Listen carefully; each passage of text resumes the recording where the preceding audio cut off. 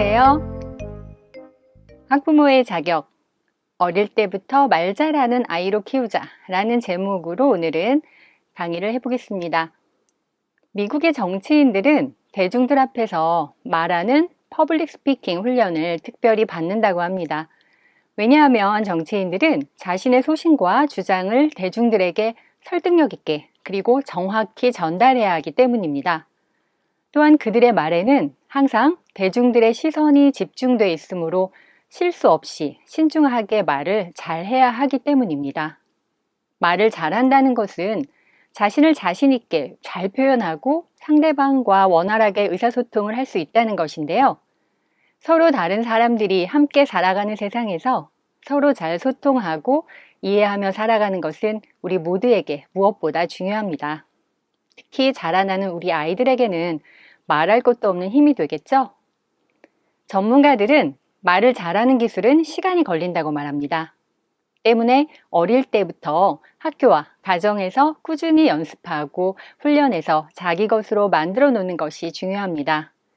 말하기를 잘하기 위한 연습 방법과 전문가들의 조언들을 살펴보면 우선 사람들 앞에서 말을 할 때 가장 먼저 극복해야 하는 부분이 두려움을 없애야 하는 것이라고 합니다.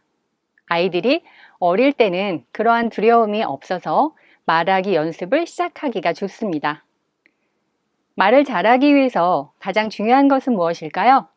먼저 상대방의 말을 잘 듣는 것입니다.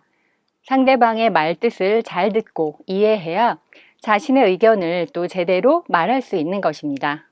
그리고 말을 할 때는 항상 상대방의 눈을 쳐다보고 해야 자신이 하는 이야기가 잘 전달된다는 것도 알려주셔야 합니다. 말을 잘하는 것이 발전되면 토론을 잘할 수 있게 됩니다. 논리적이고 비판적으로 사고하는 능력이 향상되어 상대방을 잘 설득하고 자신의 주장을 정확하고 분명하게 전달할 수 있습니다. 우선 자신의 목소리로 완전한 문장을 소리를 내어서 크게 읽게 합니다.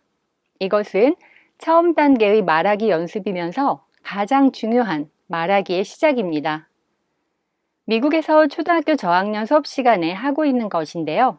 학생들이 친구들에게 들려주고 싶은 이야기를 담고 있는 물건, 사진, 인형, 책, 장난감, 선물 받은 것, 자신이 그린 그림 등을 집에서 가지고 와서 친구들 앞에서 그 물건에 대한 이야기를 하거나 자신이 경험한 내용을 친구들 앞에서 발표하는 시간을 갖는 겁니다.